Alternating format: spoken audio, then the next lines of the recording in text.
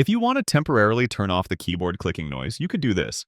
Use the physical volume buttons to adjust volume, and then tap the three dots on top of the volume slider.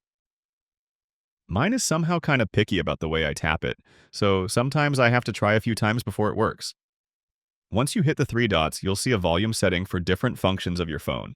And if you're not fast enough, it goes away. Oh boy, let's try that again. Tap the three dots, and there it is. Gotta act fast, I guess. Far left, that's the system volume slider. Slide it all the way down and your keyboard won't make clicks, but other sounds will still work normally.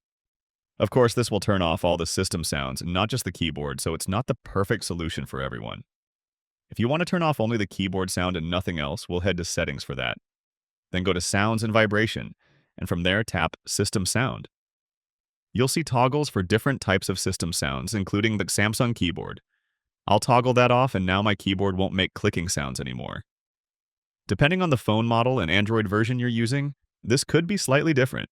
On some phones, you might have this under General Management, or Languages and Input Settings. Click the like button below if this helped you, and subscribe for more easy guides like this.